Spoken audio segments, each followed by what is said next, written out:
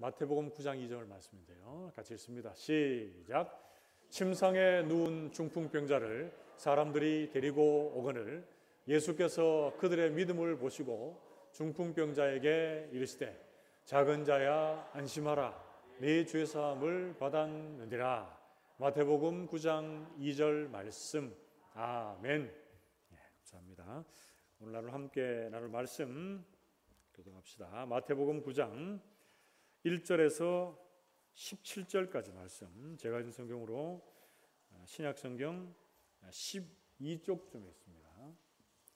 마태복음 9장 1절에서 17절까지의 말씀을 한 절씩 교독을 하겠습니다.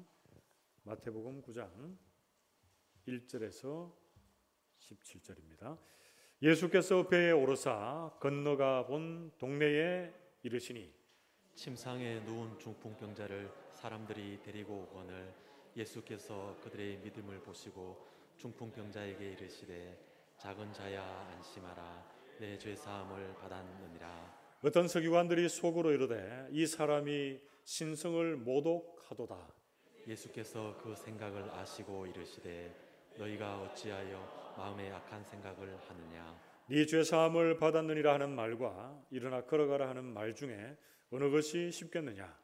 그러나 인자가 세상에서 죄를 사하는 권능이 있는 줄을 너희로 알게 하려 하노라 하시고 중풍병자에게 말씀하시되 일어나 내 침상을 가지고 집으로 가라 하시니 그가 일어나 집으로 돌아가거늘 무리가 보고 두려워하며 이런 권능을 사람에게 주신 하나님께 영광을 돌리니라. 예수께서 그곳을 떠나 지나가시다가 마테라 하는 사람이 세관에 앉아 있는 것을 보시고 이르시되 나를 따르라 하시니 일어나 따르니라.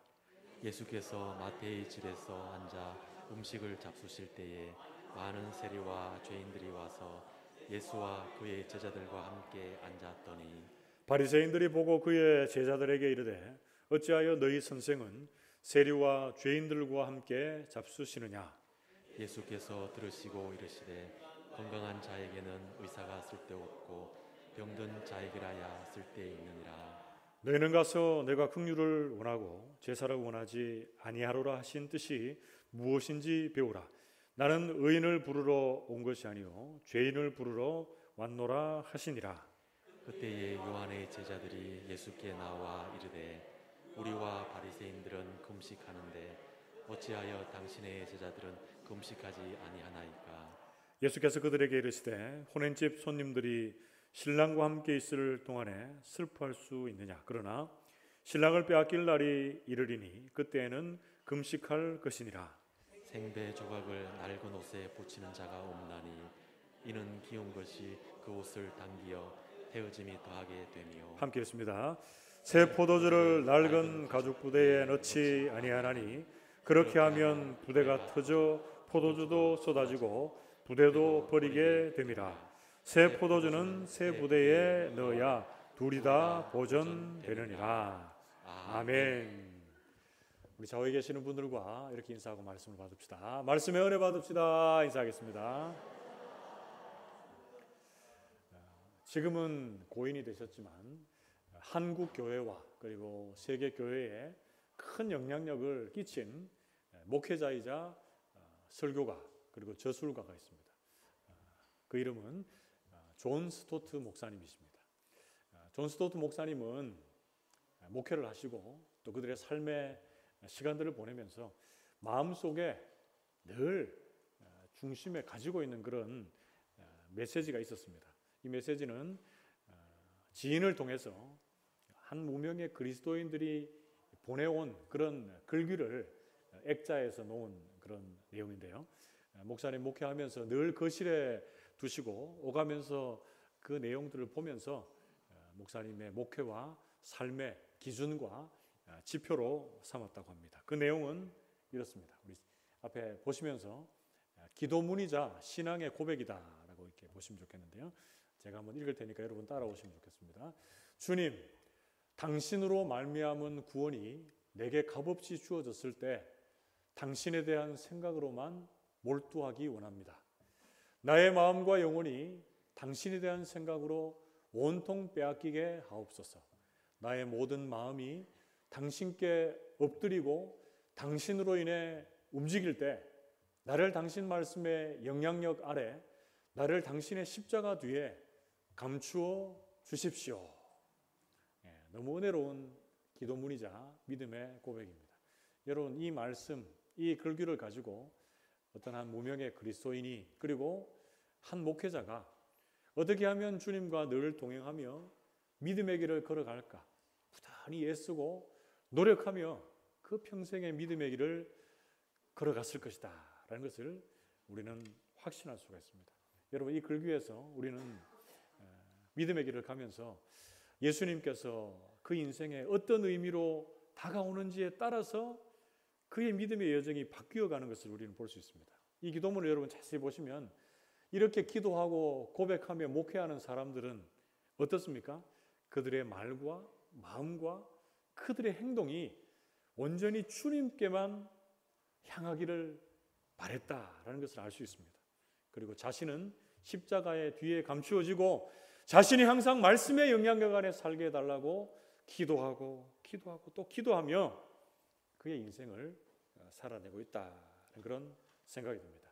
사랑하는 성도 여러분, 여러분들에게 있어서 예수님은 어떤 분으로 다가오고 계시고 여러분들의 인생을 사시면서 경험한 예수님은 어떤 분이십니까? 내가 기도하면 응답을 주시는 분이십니까? 아니면 고통 중에서 치료하시는 분, 나의 상한 마음을 위로해 주시는 분이십니까? 세상에 줄 수 없는 참 기쁨과 평강을 주시는 분이 우리 예수님이십니까? 아니면 연약한 육신을 고쳐주시고 때로는 일어나지 못할 그때에 우리를 일으켜 세워주시는 분이 예수님이 되십니까?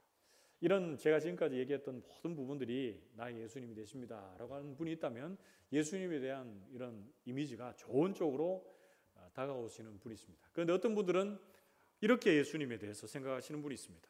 예수님은 나를 못 살게 구시는 분, 나를 괴롭게 하시는 분이십니다. 나를 심판하시고 징계하시고 내랄 때마다 시마다 치셔서 나를 너무나 힘들게 하시는 분이 예수님이십니다. 이렇게 고백하시는 분이 있습니다. 또 때로는 예수님은 내가 기도하는 것 들어주시지 않고 다른 사람들 기도하는 것은 다 들어주시는 불공평하신 분이 바로 우리 예수님이십니다. 이렇게 고백하시는 분도 있으실 겁니다. 여러분, 그런데 각자에게 이렇게 다가오는 예수님이 이렇게 다르지만 우리가 어떻게 예수님을 우리의 인생 가운데 모시고 있느냐에 따라서 우리의 인생은 달라진다라는 것을 말씀 속에서 확인하게 됩니다. 우리는 오늘 마태복음 9장에 나오는 예수님의 사역을 중심으로 해서 예수님께서 어떤 분이신가에 대해서 우리의 마음속으로 담고 그 예수님이 우리의 삶과 사역과 우리의 모든 순간 속에서 살아 역사하시는 주님으로 나타날 수 있기를 주님의 이름으로 축복합니다. 오늘 본문 말씀에서 우리에게 다가오고 계시는 예수님 어떤 분이십니까? 그 첫째는 우리의 믿음과 마음을 보시는 분이십니다. 우리 같이 한번 따라해 봅시다. 믿음과 마음을 보시는 분. 그렇습니다. 예수님께서는 우리의 믿음과 마음을 훤히 다 보고 계시는 분이십니다. 우리가 오늘 읽었던 말씀 중에 마태복음 9장 1절에서 8절 말씀에는 중풍병자를 고치시는 그 사건이 등장을 하고 있습니다. 그래서 오늘 본문의 1절 말씀에는 예수님께서 배에 오르사 건너가 본 동네에 이르셨다라고 하는데 이 본 동네는 가버나움을 지칭하고 있습니다. 거기서 예수님께서 어떤 사역을 감당하십니까? 9장 2절 말씀 우리 같이 한번 읽어봅시다. 9장 2절 같이 읽습니다. 시작. 침상에 누운 중풍병자를 사람들이 데리고 오거늘 예수께서 그들의 믿음을 보시고 중풍병자에게 이르시되 작은 자야 안심하라 네 죄사함을 받았느니라. 아멘. 예수님께서 중풍병자와 중풍병자를 메고 온 그 사람들의 뭘 보셨다고요? 믿음을 보시고 그 중풍병자에게 죄사함을 선포하시고 그 중풍병을 낫게 해주시는 치유의 사역을 감당하고 계십니다. 동일 사건을 다루고 있는 마가복음 2장 말씀을 참고하면 예수님께서 지금 우리가 이렇게 예배를 듣고 말씀을 듣고 있는 것처럼 군중들에게 어떻게 보면 휩싸여서 많은 사람들을 두고 예수님이 말씀을 전하고 있는 중이셨습니다. 그래서 이 중풍병자를 메고 온 사람이 다른 복음서를 참고하면 4사람이라고 말씀하고 있는데, 이 사람들이 예수님께로 갈 수 있는 길이 없었습니다. 그 길이 다 막혀져 있는 인산인해를 이루고 있었습니다. 자, 그때 그 사람들의 한 행동이 어떻습니까? 마가복음 2장 4절 말씀을 보면 무리들 때문에 예수께 데려갈 수 없으므로 그 계신 곳에 지붕을 뜯어 구멍을 내고 중풍병자가 누운 상을 달아내렸다, 이렇게 말해요. 지붕을 뜯어답니다. 누가복음은 좀 더 구체적으로 기와를 벗겼다, 이런 말씀이 있어요. 여러분 한번 상상을 해보십시오. 이때가 어떻게 됐다는 거죠? 예배를 드리고 있는데, 말씀을 듣고 있는데 위에서 이제 지붕에서 구멍이 뚫히고 흙이 막 떨어지면서 그것만 해도 놀랍니다. 여러분 예배 드릴 때 오늘 오전에 일부 예배 때는 몇 번 막 계속 휴대폰을 올렸어요. 제가 이 말을 할 때는 안 올렸는데 이 말을 하고 나서 이후에 계속 올렸는데, 여러분 휴대폰이 울리면 어떻습니까? 예배가 집중이 안 돼요. 막 산만해집니다. 그리고 예배 때 뭐 급한 볼 일이 있는 분이 없죠. 예를 들어서 급한 용무가 있어 화장실 가시는 분들은 모르겠는데 이렇게 예배 때 왔다 갔다 하시는 분들이 있습니다. 그러면 예배 분위기가 여러분들이 앉아 있을 때 느끼는 것과 다르게 저는 몇 배나 더 그 예배의 분위기를 이렇게 가까이 느낍니다. 그런데 이 장면을 한번 상상해 보십시오. 얼마나 좀 당황스러운 일들이 지금 벌어지고 있는 것이죠. 예배를 드리는데 위에 지금 구멍이 뚫리면서 들것에 중풍병자가 달아서 내려오는 그런 상황이 연출되고 있습니다. 그 상황 속에서 예수님께서는 그 사람들의 믿음을 보시고 죄사함을 선포하고 중풍병자를 치유해 주시는 사건이 나오고 있습니다. 여러분, 그런데 이것이 가능했던 것이 왜였을까요? 물론 예수님께서 이 중풍병자를 고치시려고 하니까 고치셨겠지만, 중풍병자와 이 중풍병자를 특별히 메고 온 사람들의 포기하지 않는 믿음 때문에 이것이 가능했습니다. 여러분, 사람들이 많이 모인 그 자리에 중풍병자를 메고 왔어요. 오고 나서 안 되겠다, 우리 돌아가야 되겠다 하면 돌아갈 수밖에 없는 것이죠. 그러나 이들은 그들이 생각해낸 어떻게 보면 하나님의 지혜의 방법으로 인해서 중풍병자를 예수님과 만나게 하고 예수님은 그를 치료하는 그런 사역을 감당하게 되는 것입니다. 우리가 이 땅을 살아가면서 믿음이 있다고 합니다. 저를 포함해서 우리 모든 성도들, 너 믿음 있냐? 믿지 않는 사람들이 믿어도 내가 믿음 생활을 하고 있다, 내가 예수님 믿고 있다, 이렇게 이야기를 합니다. 그러나 우리가 믿음의 길을 가면서 또 이 세상의 모든 삶의 현장들 속에서 좀 어렵고 힘든 일들, 우리 앞을 가로막고 있는 장애물들을 만날 때에 우리 어떻게 합니까? 너무 쉽게 포기하고 넘어지고 쓰러질 때가 참 많다라는 것이죠. 그때마다 중풍병자를 메고 이 지붕에서 달아내린 이 사람들의 믿음을 우리가 본받을 수 있기를 축복합니다. 주변에 많은 중풍병자들이 있습니다. 영적으로 죽어가는 영혼들, 아버지 하나님께서 우리에게 또 붙여주신 영혼들이 얼마나 많습니까? 전도해 봅니다. 그들에게 복음을 소개해 봅니다. 그러나 그들이 밀어내고 거부합니다. 그러다고 포기해버리면 안 되죠. 그가 하나님의 택한 자인지 불택자인지는 알 수 없지만 우리에게 하나님께서 포기하지 않는 믿음을 주셔서 그 영혼들에게 복음을 또한 전하고 자랑하고 나아갈 수 있는 우리 성도들 되시기를 축복합니다. 더불어서 믿음의 길을 걸어갈 때 우리 앞에 닥쳐지는 많은 장애물들 속에서도 우리가 주님을 온전히 바라보며 환경을 뛰어넘어 믿음 안에서 역사하시는 주님을 온전히 바라볼 수 있는 저와 여러분들 되시기를 주님의 이름으로 축복합니다. 여러분, 계속되는 말씀에서 9장 3절 말씀만 보십시오. 이어지는 말씀에서 어떤 서기관들은 속으로 이르되 이 사람이 신성을 모독하도다, 이렇게 말하는 거죠. 서기관들이 볼 때 이 사람이 누구인데 이 죄사함을 선포하는가, 신성 모독이다, 이렇게 충분히 말할 수 있는 대목이죠. 이때 예수님의 반응이 어떻습니까? 마태복음 9장 4절 말씀에 보면 예수께서 그 생각을 아시고 이르시되 너희가 어찌하여 마음에 악한 생각을 하느냐, 이렇게 말합니다. 예수님이 이렇게 말씀하시는 거 보고 서기관들이 깜짝 놀랐겠죠. 마가복음 2장 8절 말씀에도 그들이 속으로 이렇게 생각하는 줄을 예수께서 곧 중심에 아시고 이르시되 어찌하여 이것을 마음에 생각하느냐 이렇게 말씀합니다. 예수님은 앞서서 우리 인생들의 믿음을 보실 뿐 아니라 우리의 마음을 훤히 다 알고 보고 감찰하시는 분이십니다. 시편 139편에 이 다윗의 고백에서도 예수님이 하나님께서 어때요? 그의 안고 일었음을 아시고 내 입에 말을 하시고 마음 하나하나 내 길을 아시고 모든 것을 다 아신다 이렇게 다윗이 고백하고 있습니다. 잠언 16장 2절 말씀에도 사람의 행위가 자기 보기에는 모두 깨끗하여도 여호와는 심령을 감찰하시느니라 이렇게 말씀합니다. 우리 성도들 지금 예배하고 있는데요. 지금 우리가 뭘 생각하는지 우리의 일상의 현장에서 내가 주님 믿고 따라가고 있다고 하는 삶의 현장에서도 내가 딴 생각하고 있고 내 마음이 다른 데 쫓아가고 있다는 건 사람은 설령 모를 수는 있지만 우리 주님 다 아신다는 거예요. 그래서 우리의 마음이 주님께로 올곧게 향할 수 있는 저와 여러분들 되시기를 주님의 이름으로 축복합니다. 이어지는 말씀에서 예수님께서 9장 5절에서 6절 말씀에 이렇게 말씀하십니다. 네 죄사함을 받았느니라 하는 말과 일어나 걸어가라 하는 말 중에 어느 것이 쉽겠느냐. 6절 그러나 인자가 세상에서 죄를 사하는 권능이 있는 줄을 너희로 알게 하려 하노라 하시고 중풍병자에게 말씀하시되 일어나 네 침상을 가지고 집으로 가라 하시니 이렇게 말씀합니다. 여러분 이 말씀은 어떻게 보면 좀 이해하기 좀 어려운 말씀일 수도 있는데 중풍병자에게 네 상을 가지고 일어나라 라고 하는 말씀과 죄사함을 받았다라고 하는 말이 둘 중에 어려운 게 뭐가 어렵습니까?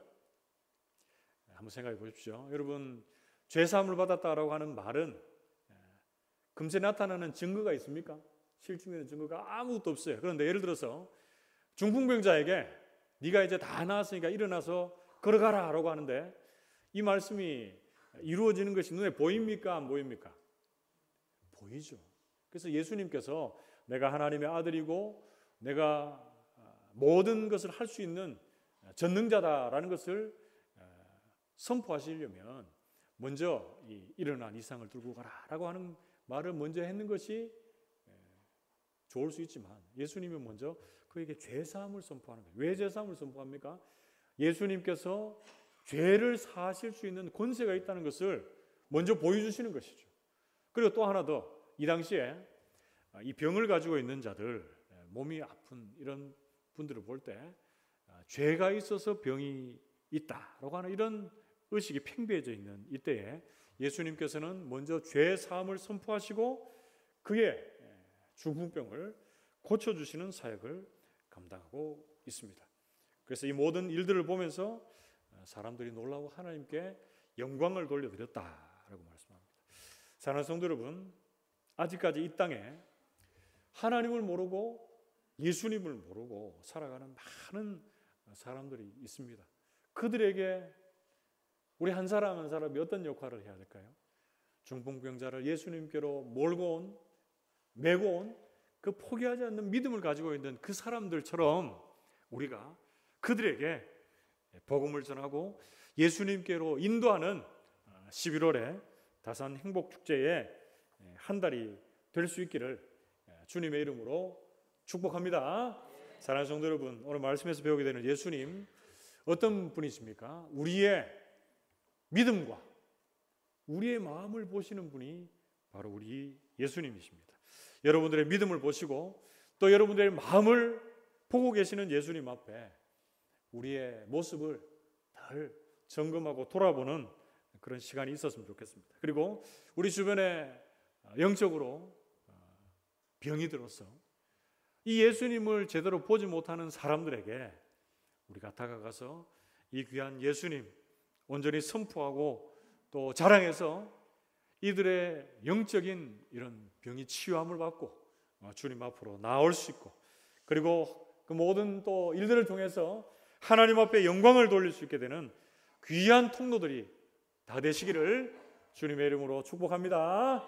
그게 두 번째로 오늘 말씀에서 배우게 되는 예수님 어떤 분이십니까?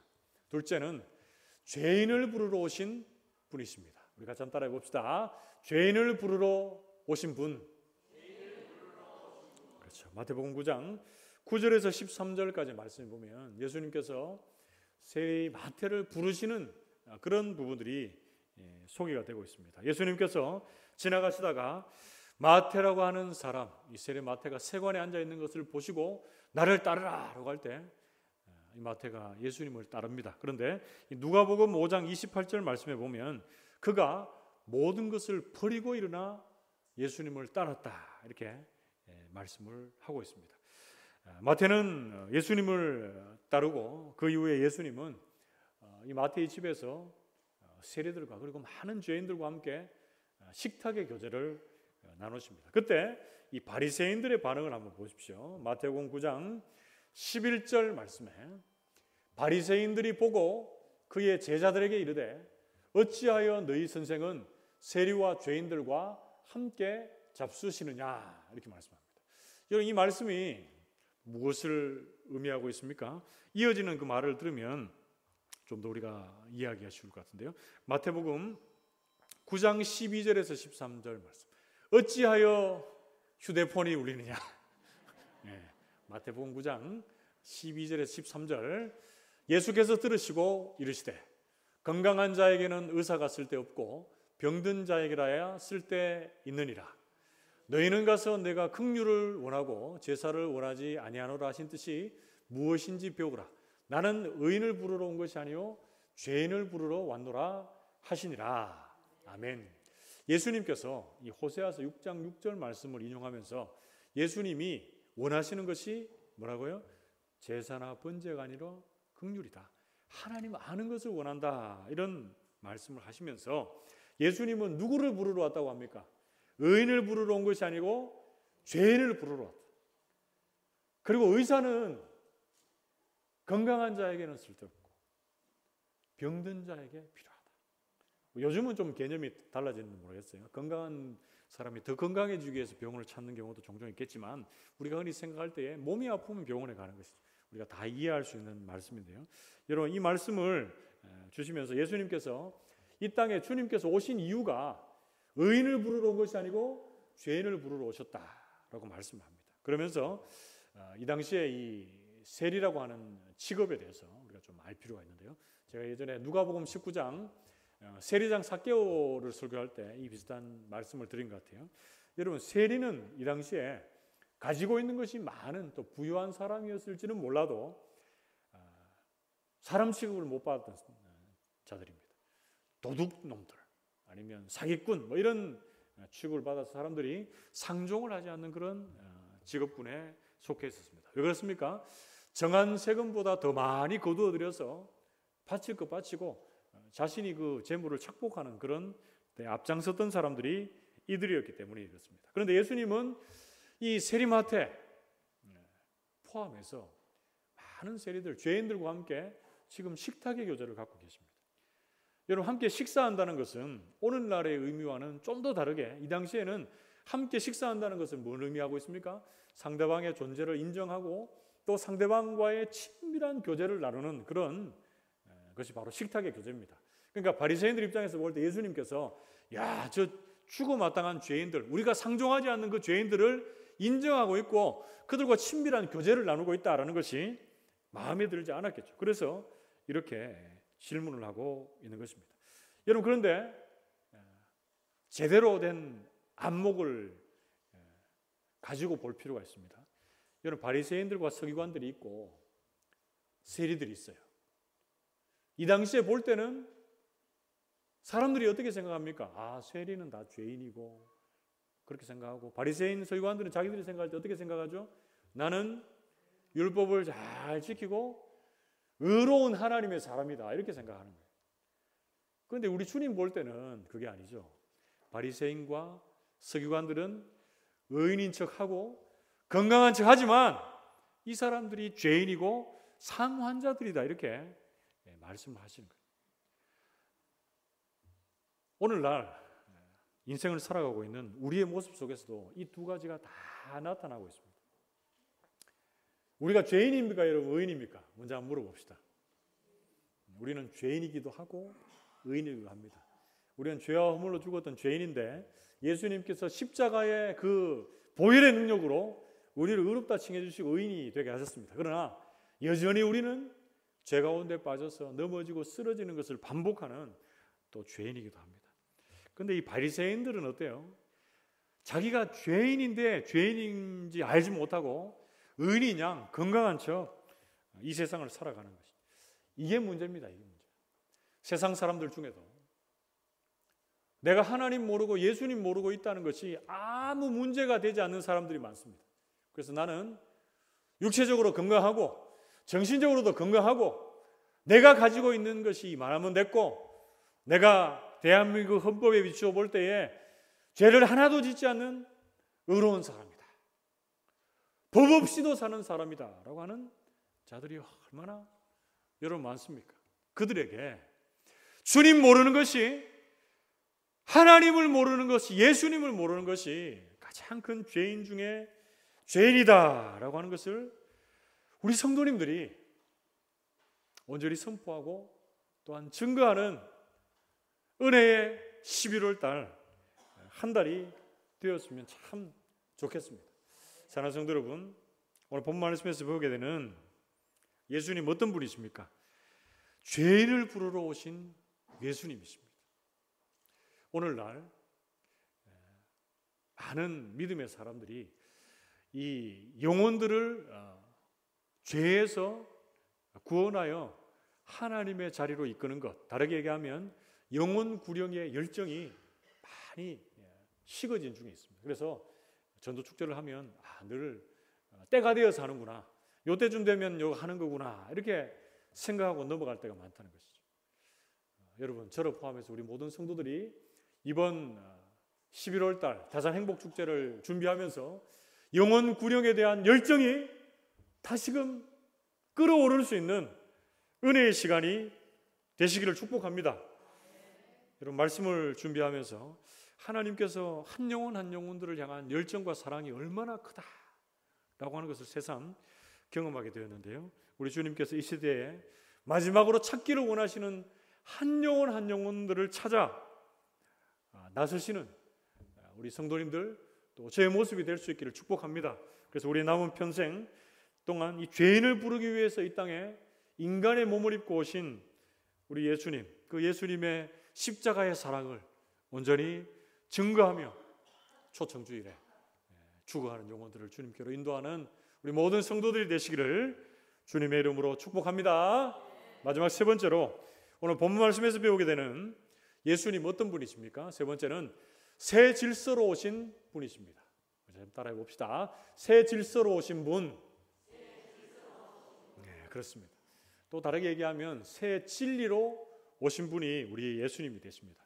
마태복음 9장 14절에서 17절 말씀을 보면 앞부분에는 금식 논쟁이 나오고 뒷부분에는 새 포도주에는 새 부대에 담아야 되겠다, 이 내용들이 나오는데, 이 내용들 속에서 새 진리 그리고 새 질서로 오신 예수님에 대해서 한번 말씀을 나눠봅시다. 14절에서 15절 말씀을 보면 금식 논쟁, 소위 말하는 금식 논쟁이 나오는데요. 그때에 요한의 제자들이 예수께 나와 이르되 우리와 바리새인들은 금식하는데 어찌하여 당신의 제자들은 금식하지 아니하나이까? 예수께서 그들에게 이르시되 혼인집 손님들이 신랑과 함께 있을 동안에 슬퍼할 수 있느냐? 그러나 신랑을 빼앗길 날이 이르리니 그때는 금식할 것이니라. 아멘.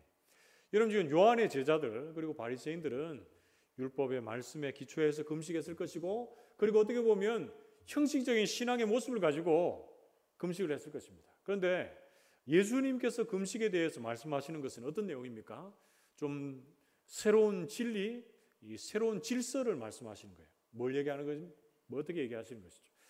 신랑과 함께 있을 동안에는 우리가 기뻐해야지 금식할 수 없다. 왜냐하면 금식은 슬픈 애통의 표현이기 때문에 그렇습니다.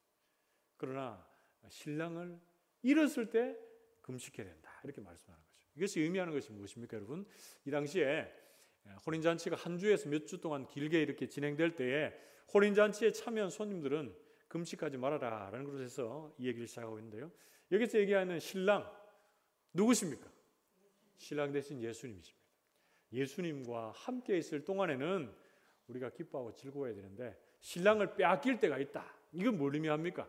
예수님께서 십자가 사역을 감당할 그때 우리가 진정 아파하고 슬퍼해야 된다.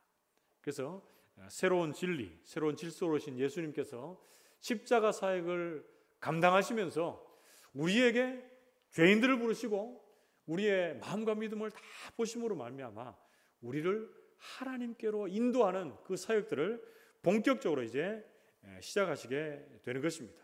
그때 우리에게 있어서 이 금식의 논쟁, 언제 금식하는가, 이걸 율법적으로 얘기하는 것이 아니고 올바른 금식에 대한 해석을 우리 주님께서 주고 계시는 것입니다. 그러면서 이어지는 오늘 본문의 마지막이죠. 마태복음 9장 16절에서 17절 말씀에는 우리 같이 한번 읽어봅시다. 이렇게 말씀하면서 맞춰지고 있는데요. 16절에서 17절 같이 한 목소리로 읽어보겠습니다. 시작. 생배 조각을 낡은 옷에 붙이는 자가 없나니 이는 기운 것이 그 옷을 당기어 헤어짐이 더하게 됨이요 새 포도주를 낡은 가죽 부대에 넣지 아니하나니 그렇게 하면 부대가 터져 포도주도 쏟아지고 부대도 버리게 됨이라. 새 포도주는 새 부대에 넣어야 둘이 다 보존되느니라. 아멘. 여러분, 이 말씀은 대조가 되고 있는데요. 뭐가 대조가 됩니까? 생배 조각과 낡은 옷, 그리고 새 포도주, 새 부대와 낡은 가죽 부대의 대조가 되고 있습니다. 낡은 것은 무엇이고 새 것은 무엇입니까? 낡은 것은 우리가 율법주의, 그리고 형식주의, 그리고 좋지 않은 그런 전통에 얽매여 있는 그런 신앙입니다. 그리고 자기중심적인 신앙의 모습들, 그리고 권위주의적인 신앙의 모습들, 이 모든 것들을 다 포함하고 있습니다. 그리고 새 것은 뭡니까? 새 생명, 새 진리, 그리고 새 질서로 오신 예수님, 이 복음에 대해서 말씀해주고 있습니다. 사랑하는 성도 여러분, 우리가 신앙생활을 하면서도 우리가 아직도 여전히 우리에게 남아있는 이런 형식주의적인 전통이나 율법주의적인 요소가 없는지 여러분 한번 돌아볼 수 있기를 바랍니다. 거기에 빠져 있으면 새로운 진리, 새로운 질서 되시는 예수님, 이 복음을 온전히 담아낼 수가 없습니다. 교회가 올해 이렇게 지내다 보면 우리 교회도 115년의 역사와 전통을 자랑하고 있는데 그 역사와 전통에서 나오는 좋은 것, 물론 받아들이고 계승하고 나가야 됩니다. 그러나 우리가 예수님의 이 복음 사역을 감당하기에 그것을 담아내지 못하는 부분들이 있다면 과감하게 또 버릴 수 있는 마음들이 우리에게 있어야 할 것입니다. 여러분, 많은 사람들이 예수님의 제자들을 포함해서 예수님의 일거수일투족을 감시하다시피 하고는 이때에 예수님께서는 그 하나님의 말씀 그리고 준비된 그 모든 사역들을 통해서 그 모든 대답들에 대해서 은혜롭게 대처해 나가시는 것을 보게 되는데요. 여러분, 새로운 질서, 새로운 생명, 새로운 진리로 오시는 그 예수님께서 말씀하시는 것이 예를 들어서 보통 이 사람들은 어떻습니까? 죄인이다 하면 죄인과 함께 할 수 없다 이렇게 말하는데 예수님은 어떻게 얘기하시죠? 그 사람들의 구원을 위해서는 그들과 함께 해야 한다 이렇게 얘기하시고, 또 금식하는 논쟁에서도 금식해야 한다 이렇게 말하지만 예수님께서는 그러나 신랑과 함께 있을 그때는 금식하지 않아도 된다 이렇게 말씀하시는 것이죠. 오늘날 예수님께서 이 땅에 오셔서 행하신 사역을 봐도 새로운 진리와 질서로 오신 예수님에 대해서 우리는 온전히 고백할 수 있게 됩니다. 누가복음 4장 18절에서 19절 말씀에 보면 주의 성령이 내게 임하셨으니 이는 가난한 자에게 복음을 전하게 하시려고 내게 기름을 부으시고 나를 보내사 포로된 자에게 자유를, 눈먼 자에게 다시 보게 함을 전파하며 눌린 자에게 자유롭게 하고 주의 은혜의 해를 전파하게 하려 하심이라 하였더라. 아멘. 저와 우리들의 믿음의 길 가운데 아직도 주님의 그 뜻을 온전히 알지 못하고 포로된 자, 눌린 자로 이 땅을 살고 있지는 않습니까? 우리가 만든 잘못된 틀에 갇혀서 주님께서 주시는 참된 자유를, 그 해방을 온전히 누리지 못하고 빛 대신 주님을 제대로 바라보지 못하는 그런 상태는 없는지 여러분 돌아보시고 우리들에게 참된 자유와 해방을 주시는 그 주님 온전히 주목하여 바라보게 하시고 오늘 하루도 그리고 남은 우리의 모든 인생들 속에서도 주의 은혜의 해 선포할 수 있는 저와 여러분 될 수 있기를 축복합니다. 요한복음에서도 보면 예수님의 말씀에 잘 반응하지 못하고 우둔해져 있던 유대인들을 향해서 우리 주님께서 이렇게 말씀해 주십니다. 요한복음 8장 31절에서 32절 말씀. 그러므로 예수께서 자기를 믿는 유대인들에게 이르시되 너희가 내 말에 거하면 참으로 내 제자가 되고 진리를 알지니 진리가 너희를 자유롭게 하리라. 아멘. 형식과 아집, 자기 욕심을 떠나 주님의 말씀 안에 거하고 주님의 진리 안에 거하는 자에게 우리 주님께서 자유함을 주시겠다 이렇게 말씀해 주고 있습니다. 저는 이 말씀을 읽고 묵상할 때마다 때론 내 잣대와 기준에 빠져서 힘들어하는 내 모습이 주님의 은혜로 그리고 주님의 진리의 말씀으로 새롭게 되고 또 자유롭게 됨을 여러분 경험합니다. 주님이 주신 이 자유는 내가 붙잡고 내가 정치하고 내가 노력하면서 얻는 것입니까? 그게 아니죠. 주님께서 진리를 통해서 주시는 참된 자유가 되는 줄로 믿습니다. 요한복음 8장 36절은 그래서 이렇게 말씀을 합니다. 그러므로 아들이 너희를 자유롭게 하면 너희가 참으로 자유로우리라. 아멘. 예수님께서 진리의 말씀으로 새로운 진리 또 새로운 질서로 우리를 자유롭게 하면 우리가 참으로 자유로워질 줄로 믿습니다. 사랑하는 성도 여러분, 오늘 말씀에서 배우게 된 예수님 어떤 분이십니까? 세 번째로 예수님은 새로운 질서, 새로운 진리로 오신 분이십니다. 내 안의 욕심이나 형식적인 신앙생활, 내 기준에 갇혀있는 모습들 다 떨쳐버리십시오. 그리고 새로운 질서와 진리로 오신 예수님 안에서 참된 자유를 누릴 수 있기를 바랍니다. 그리고 아직도 세상의 기준에 갇혀있고 세상의 것들로 휘둘려 있는 많은 불신의 세상 속의 사람들에게 참진리 되시고 참된 질서가 되시는 이 예수님을 온전히 소개함으로 이 자유를 함께 공유할 수 있는 우리 모든 성도들이 되시기를 주님의 이름으로 축복합니다. 말씀을 맺으러 갑니다. 오늘 말씀에서 깨닫게 되는 예수님 어떤 분이십니까? 그 첫 번째는 믿음과 마음을 보시는 분이십니다. 이 예수님 앞에서 우리 모든 성도들이 참된 믿음과 마음을 가질 수 있기를 바랍니다.